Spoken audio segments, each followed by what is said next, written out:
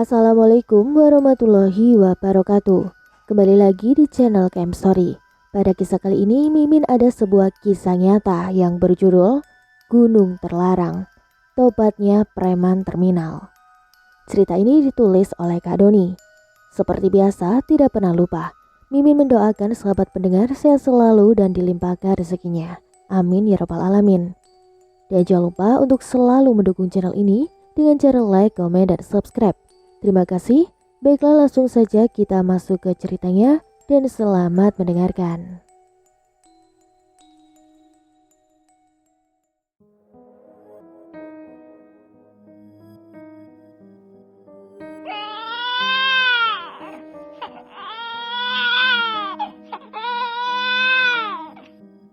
Tangisan bayi terus-menerus karena sangat kelaparan ingin disusui oleh ibunya, membuat sang ayah bangun terpaksa dari tidurnya. Mata merah menyala, berdiri di hadapan seorang bayi sambil membawa bantal di tangannya. "Istighfar kamu loh!" teriak seorang perempuan tua dari dapur sambil membawa dot susu untuk diberikan kepada cucunya. Puloh mau membenamkan bayi yang baru berusia beberapa bulan dengan bantal karena terus-terusan menangis.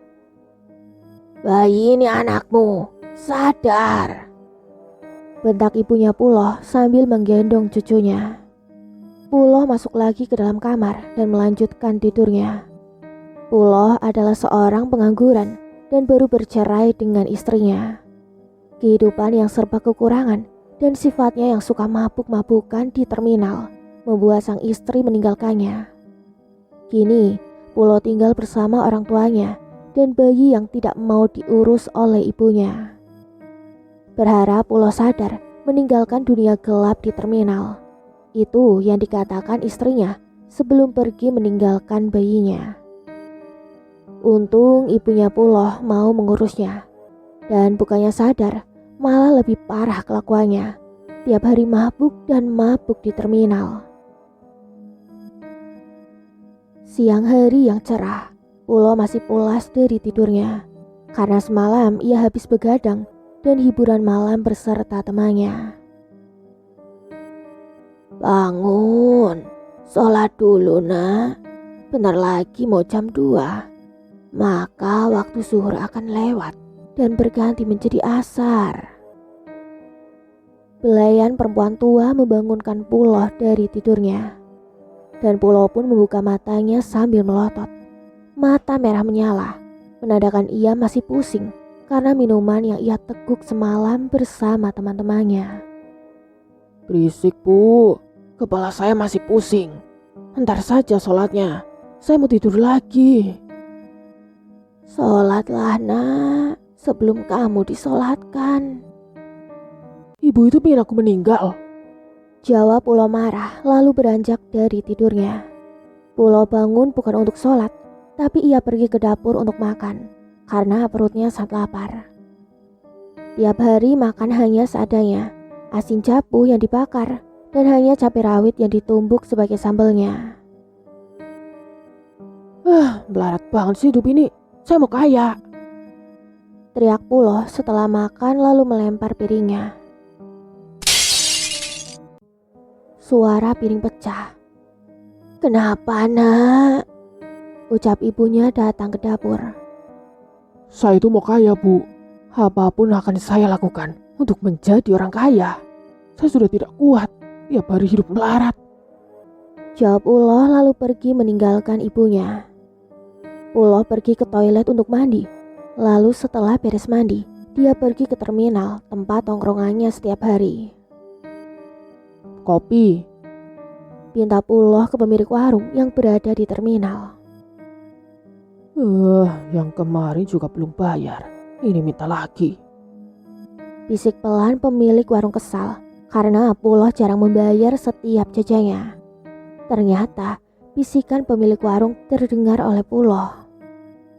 "Ngomong apa barusan? Saya acak-acak warungnya, tahu rasa kau." Puloh marah sambil memukul meja karena mendengar celotehan pemilik warung. "Jangan Kang, ini kopinya. Itu gorengan pisangnya masih anget, dimakan saja. Gelas kopi seperti mau jatuh karena tangan pemilik warung bergetar. Takut sekali sama ucapan Puloh. Karena bukan sekali dua kali dia ngacak-ngacak warung. Jika sedang kesal atau habis minum, dia suka marah-marah tidak jelas. Dengan nikmatnya ia memakan gorengan pisang yang masih hangat, ditemani segelas kopi hitam sebagai pelengkap. Kang, kopi hitamnya ada. Saya pesen ya. Pinta seorang lelaki tua yang datang ke warung. Ada, silakan duduk. Tunggu sebentar ya, saya bikinin dulu kopinya. Kusut amat itu muka. Ucap lelaki tua kepada Puloh. Cuy, jaga bicaramu. Saya hajar atau rasa. Jawab Puloh. Pak, jangan diganggu. Bisa berabe urusan sama dia. Ucap pemilik warung sambil memberikan kopi hitam pesanannya. Kamu dengar ucapan pemilik warung? Berabe urusan sama saya. Ngopi saja, Kang. Gak sambil ngerokok. Atau gak punya uang. Bisanya cuman malakin orang. Mendengar lelaki tua berbicara, Puloh pun langsung berdiri dan segera menghampiri pria tua tersebut. Kepalan tangan sudah siap untuk memukul wajah pria tua tersebut. Tapi setelah jarak cukup dekat untuk memukul, pria tua tersebut mengeluarkan lembaran uang ratusan ribu dari sakunya. Saya mau nawarin, mau banyak uang seperti saya enggak? Bang juga kalah sama uang yang saya miliki. Ini, ambil uang buatmu. Ucap pria tua sambil melempar lebih dari 20 lembar uang. 2 juta lebih jumlahnya. Maksudnya apa, kek? Saya memang ingin kaya. Apapun akan saya lakukan asal saya bisa kaya. Ucap Puloh masih berdiri. Ungut semua uangnya. Sini, duduk di samping saya. Kalau kamu ingin kaya. Puloh memunguti uang yang berserakan, lalu duduk di samping pria tua tersebut. Bersemedi di Gunung Terlarang. Kalau kamu mau kaya. Daerah gunungnya di sana ada satu kampung. Di ujung kampung ada satu rumah. Datangi rumah tersebut. Petunjuk selanjutnya ada di sana. Sekarang juga saya akan pergi ke sana. Dan uang ini akan saya pakai sebagai ongkos perjalanan ke sana. Bawalah, kamu akan kaya seperti saya. Terima kasih banyak, kek. Berterima kasihlah jika kamu sudah kaya.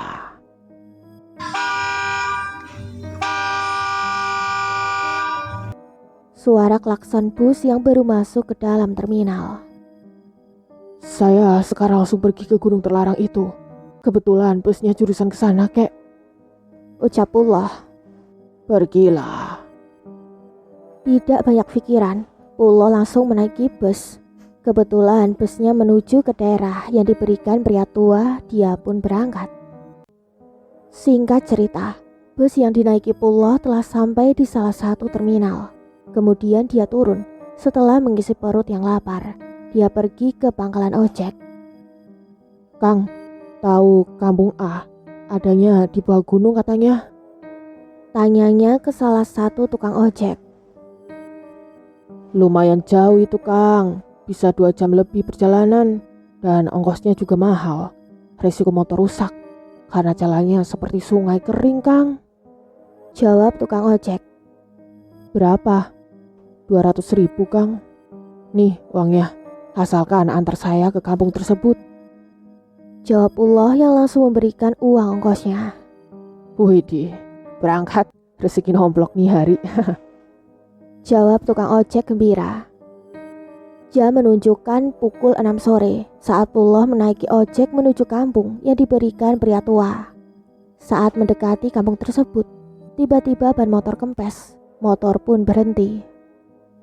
Kampungnya masih jauh gak, Kang? Tanya Puloh. 20 menit juga sampai.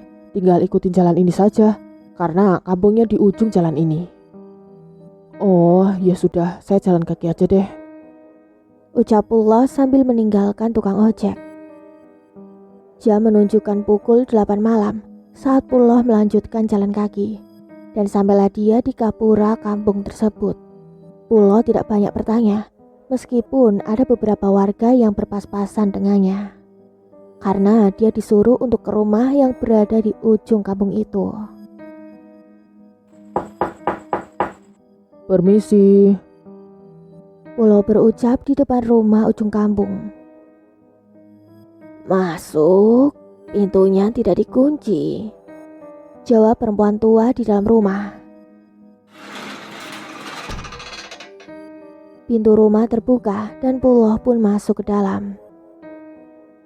Makan dulu, sebentar lagi kamu harus naik ke atas gunung ini, ucap perempuan tua seakan sudah tahu tujuan Pullo datang ke sini. Pullo pun makan dengan lahapnya tanpa banyak bertanya. Siapkah kamu menanggung semua resikonya? Siap. Jawab Pullo setelah makan. Bawa lampu cepor ini. Ikuti jalan setapak di belakang pintu rumah. Jalan setapaknya akan buntu di depan gua. Diamlah kamu di atas batu, di dalam gua. Jangan pernah keluar dari gua sebelum ada yang datang. Turuti semua ucapannya jika dia datang, maka kamu akan kaya. Itu saja. Ya, itu saja. Pullo pun berangkat membawa lampu cepor lewat pintu belakang menaiki gunung tersebut. Singkat cerita, sampailah dia di depan mulut gua di gunung tersebut. Mungkin ini guanya, Bisik ia dalam hati. Dan benar saja, dalam gua yang gelap gulita ada sebuah batu yang datar.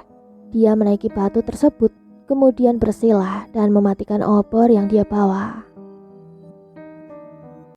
Sudah 3 hari saya di sini.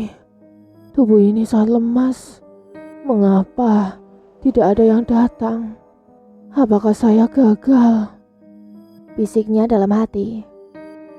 Selang beberapa saat setelah dia berucap demikian, duk duk duk duk duk duk. Suara langkah kaki sangat bergema di dalam gua. Tanah dan batu di gua juga ikut bergetar, menandakan akan ada makhluk besar yang datang. Kalau kamu ingin kaya, makan semua panggangan ayam ini. Makan beserta tulangnya. Hadiah buat kamu setelah bersemedi di gua ini. Ucap makhluk di dalam gua, mata merah menyala, 2 taring panjang di giginya, dan air liur yang tidak berhenti keluar dari mulutnya, sambil membawa nampan berisi ayam panggang. Gua yang gelap gulita tiba-tiba menjadi terang. Semua isi gua sekarang terlihat dengan jelas. Dengan jelas berdiri 2 sosok sangat besar. Kulit tubuh berwarna hitam, dipenuhi bulu, dan perut sangat buncit. Mata merah menyala, ada 2 taring panjang di giginya. Rambutnya sangat gimbal dan bau amis yang sangat menyengat hidung, seperti bau bangkai. Dan kini di depan tempat ia bersemedi di atas batu, ada sebuah kolam air sangat jernih, cukup untuk 1 orang berendam. Di depan kolam air pun sekarang ada 5 pohon pisang. Setelah kamu beres makan ayamnya, kamu berendamlah di kolam air di depanmu. Lalu tebang ke 5 pohon pisang yang ada di depan kolam. Maka kamu akan kaya raya seperti yang kamu inginkan. Ucap salah satu makhluk menyeramkan di dalam gua. Tidak menunggu waktu lama setelah mendapatkan perintah, dia langsung makan ayamnya karena perutnya sangat lapar. Setelah beberapa hari tidak makan, hanya minum tetesan air. Makan semuanya, habiskan beserta tulangnya. Kata makhluk menyeramkan, sangat kegirangan melihat manusia makan dengan rakus. Dan satu panggangan ayam itu habis, tidak tersisa sedikit pun. Kemudian Pullah turun ke air yang ada di depannya untuk berendam. Cukup, badanmu kini sudah bersih. Sekarang ambil golok ini, tebang kelima pohon pisang tersebut. Golok itu besar dan tajam. Lalu dia keluar dari kolam dan mengambil golok yang diberikan untuk menebang pohon pisang yang tumbuh di depan kolam. Setelah berada tepat di depan pohon pisang, langsung diayunkan golok tersebut untuk menebang. Tapi jarak beberapa mili lagi, tiba-tiba pohon pisang tersebut berubah menjadi ibunya. Seketika ayunan golok pun terhenti. Ibunya tidak berucap apa-apa, hanya berdiri dan meneteskan air mata. Dan keempat pohon pisang lainnya berubah menjadi ayah, adik, dan anaknya. Semua berdiri berjajar dan meneteskan air mata. Itu hanya halusinasi. Tebang mereka semua, jangan ragu. Jika kamu ingin kaya. Air mata tiba-tiba membasahi pipinya. Golok pun terlepas sendiri dari tangannya. Kemudian dia terduduk sambil menangis. Bodoh. Ucapan dari makhluk menyeramkan bergema di gua. Saya tidak bisa. Jawab Pullah sambil berlari keluar gua, meninggalkan makhluk menyeramkan tersebut. Singkat cerita, selang beberapa hari kemudian, Pullah telah sampai kembali ke rumahnya. Dan hal tak terduga pun terjadi saat ia kembali ke rumah. Bu, maafkan saya, Bu. Maafkan semua kesalahan saya. Saya mohon maaf, Bu. Ucapnya sambil memeluk tubuh ibunya dan bersujud di kaki ibunya. Ibunya pun memeluk tubuh anaknya. Ibu, maafkan semua kesalahanmu, nak. Kamu kemana saja? Jawab ibunya sambil menangis bahagia karena menyangka anaknya telah insaf. Nanti saya akan ceritain, Bu. Anak saya mana? Kamu telah pergi 3 bulan lebih. Setelah beberapa hari kamu pergi dari rumah, anakmu sakit panas. Ibu bingung, lalu mengantarkan anakmu ke ibunya. Mungkin anakmu sakit karena ingin mendapatkan ASI dari ibunya. Hah? 3 bulan? Belum 1 minggu saya pergi meninggalkan rumah, Bu. Kamu itu ngelantur, apa bagaimana? Saya pergi dulu, Bu. Mau menengok anak saya. Pullah pun pergi ke kampung istrinya untuk melihat keadaan anaknya. Singkat cerita, setelah 20 menit perjalanan menggunakan sepeda motor, dia telah sampai di rumah istrinya. Betapa bahagianya dia saat melihat anaknya yang tengah digendong ibunya di teras rumah. Pergi kamu, dasar jadi bapak tidak bertanggung jawab. Pergi, teriak istrinya di teras rumah. Saya bisa jelasin. Tolong dengar dulu penjelasan saya. Saya minta maaf. Tidak, pergi, pergi. Ada apa ini? Tanya salah satu warga. Tolong usir orang yang tidak bertanggung jawab terhadap anaknya itu. Jelas singkat mantan istrinya. Pullah, pulanglah. Ucap salah satu tetangga. Jangan ikut campur urusan keluarga saya. Meskipun Pullah telah sadar, namun sifat premanismenya masih melekat di dirinya. Dia langsung memukul salah satu warga di kampung istrinya yang memintanya untuk pergi. Dan keributan pun terjadi. Pullah berkelahi dengan para warga di kampung istrinya. Meskipun 1 lawan 15 orang lebih, Pullah tetap berdiri dan para warga menjadi korban pukulan dari Pullah. Sudah, hentikan, teriak mantan istrinya. Pulang, tak perlu ada lagi yang dijelasin. Tolong, maafkan saya. Saya maafkan. Cepat pergi dari sini. Jawabnya, dan Puloh pun menuruti ucapan mantan istrinya untuk pergi. Hari, minggu, bulan, tahun berganti. Kini Puloh telah sadar meninggalkan semua perilaku buruknya. Dia telah bertobat sepenuhnya. Dan di cerita kali ini, saya sebagai penulis atau pembaca kembali masuk ke dalam cerita sehingga saya bisa menceritakan kisahnya. Setelah Puloh pulang kembali ke rumah dan meminta maaf ke ibunya, lalu mendatangi kiai tempat saya menuntut ilmu agama. Kiai, saya mau bertobat. Saya mau menumbalkan orang tua saya. Saya tobat, Kiai. Tolong bantu saya bertobat. Puloh tiba-tiba datang ke pondok di saat kiai sedang mengajar, membuat saya dan para santri lainnya kaget mendengar ucapan Puloh. Bacalah 2 kalimat syahadat. Jawab kiai tanpa menanyakan terlebih dahulu ceritanya. Setelah bersyahadat kembali, barulah Puloh menceritakan semuanya. Dan kini Puloh sepenuhnya bertobat kepada Tuhan. Malamnya ia mengaji bersama saya dan para santri lainnya.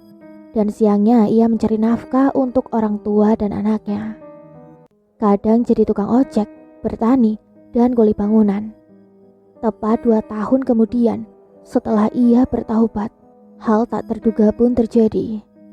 Azan maghrib telah berkumandang. Saya dan Ius baru berangkat dari rumah untuk ke pondok pesantren. Perlu melewati satu kampung untuk sampai ke pondok. Baru beberapa langkah berjalan, motor F1CR berhenti dan memutar kembali motornya. Jam berapa ini? Kenapa baru berangkat? Ucap pengendara motor yang ternyata itu Puloh. Rezeki anak soleh. Jawabku. Saya dan Ius pun diantar ke pondok naik motornya Puloh. Motor berhenti sejenak di depan rumahnya Puloh, karena untuk sampai ke pondok melewati kampungnya Puloh. Buah rambutannya berbuah lebat. Kalau kamu mau petik, petik aja. Tapi jangan semua. Saya juga habis metik ini di kantong plastik. Mau saya antarkan ke anak saya. Sekalian mau ngasih uang jajan. Jelasnya kemudian melanjutkan perjalanan. Saat tiba di pondok, ternyata sholat maghrib berjamaah telah selesai. Dan para santri lainnya telah masuk kelas bersama kiai. Ya akhirnya kita bertiga sholat berjamaah. Dan yang menjadi imam adalah Puloh. Bacaan sholat yang sangat merdu membuat saya khusyuk melaksanakannya. Hari ini saya tidak ikut mengaji. Bilangin ke kiai ya, saya mau mengantar buah rambutan dan uang jajan buat buah hati saya. Ucapnya kemudian pergi. Saya dan Ius pun masuk ke dalam kelas. Dan baru 5 menit saja saya mengaji, adiknya Puloh datang memberitahukan kalau kakaknya meninggal dunia jam 5 sore di rumah istrinya. Terus, siapa yang mengantarkan saya ke pondok dan sholat berjamaah maghrib kalau almarhum meninggal jam 5 sore? Ya, bisa dikatakan itu adalah jin korin dari almarhum Puloh. Demikian akhir kisah ini. Semoga menjadi pembelajaran untuk sahabat pendengar. Mohon maaf atas segala kekurangan, karena manusia tidak ada yang sempurna, hanya Tuhanlah yang sempurna. Terima kasih banyak atas doa dan support sahabat pendengar Camp Story. Semoga sehat selalu dan lancar rezekinya. Amin ya rabbal alamin. Tunggu kisah lainnya di video selanjutnya. Mimin pamit undur diri. Wassalamualaikum warahmatullahi wabarakatuh.